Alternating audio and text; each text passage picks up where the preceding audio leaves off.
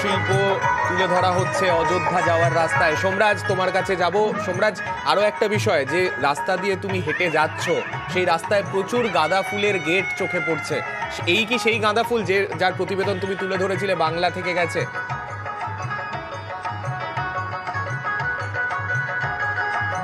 দেখো, একদমই এই সেই গাঁদা ফুলের মালা।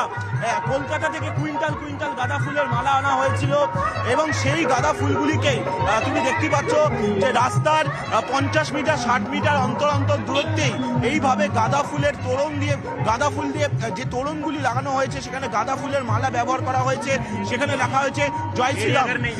তুমি দেখতে পাচ্ছ সেই ছবি যে, এবং আমাদের বলা হচ্ছে যে মিডিয়া, এবং তুমি দেখতে পাচ্ছ যে সাংবাদিকদের একটা নির্দিষ্ট জায়গা পর্যন্ত তাদের যাওয়ার অনুমতি রয়েছে, তারপরে আর অনুমতি নেই। ফলত সব মিলিয়ে তুমি যে ছবি দেখতে পাচ্ছ এই মুহূর্তে গোটা রাম মন্দিরে যাওয়ার যে রাস্তা কিন্তু দুধারে দেখতে পাচ্ছ প্রচুর সাধারণ মানুষ তারা হেঁটে আসছেন, প্রচুর সাধু সন্ন্যাসী তারা হেঁটে আসছেন।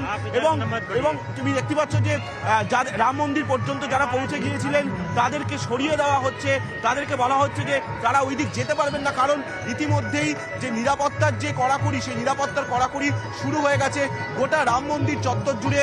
এই রাস্তা দিয়েই বিভিন্ন আমন্ত্রিত অতিথিরা হেঁটে গাড়ি নিয়ে যাবেন এবং অনেকেই আবার অবশ্য মিছিল করে যাবেন।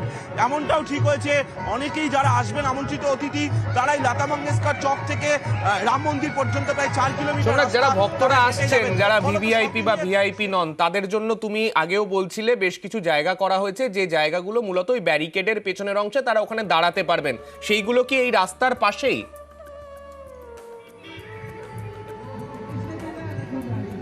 হ্যাঁ দেখো, একদমই সেগুলো এই রাস্তার পাশেই। তুমি যে দেখতে পাচ্ছ এই যে ব্যারিকেডগুলি করা হয়েছে, অর্থাৎ লোহার যে রেলিং লাগানো হয়েছে, এই লোহার রেলিং এর দুপাশেই থাকতে পারবেন যারা সাধু সন্ন্যাসীরা, যারা ভক্তরা তারা থাকতে পারবেন।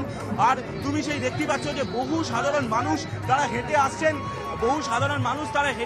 সাধু সন্ন্যাসীরা হেঁটে আসছেন। এই যে যারা রাম মন্দির অবধি পৌঁছে গিয়েছিলেন তাদেরকে সেখান থেকে সরিয়ে দেওয়া হচ্ছে। ফলত সব মিলিয়ে এই যখন বিভিন্ন ভিআইপিরা বা ভিভিআইপিরা যাবেন, এইভাবেই রাস্তার দুধারে রেলিংয়ের দুপাশে তাদেরকে রাখা হবে। তার কারণ যে উচ্ছ্বাস ও উন্মাদনা আমরা দেখছি গোটা রাম মন্দির চত্বর জুড়ে, যেটা একটা জেলা প্রশাসনের একটা আশঙ্কা ছিল যে এত সংখ্যক যারা সাধু সন্ন্যাসী বা সাধারণ মানুষ এসে পৌঁছেছেন তাদেরকে কিভাবে আটকানো যাবে। কিন্তু যেভাবে তারা এসে যাচ্ছে না, ভোর থেকে আসা শুরু করেছেন সাধু সন্ন্যাসী ও সাধারণ মানুষরা, ফলত তাদেরকে আপাতত একটা নির্দিষ্ট জায়গার পর থেকে তাদেরকে বলা হচ্ছে তারা যেতে পারবেন না। তাদেরকে আপাতত লতা মঙ্গেশকর চক অর্থাৎ রাম মন্দির থেকে কয়েক কিলোমিটার দূরে তাদেরকে যেতে বলা হচ্ছে এবং সেই অনুযায়ী পুলিশ পদক্ষেপ করা শুরু করেছে।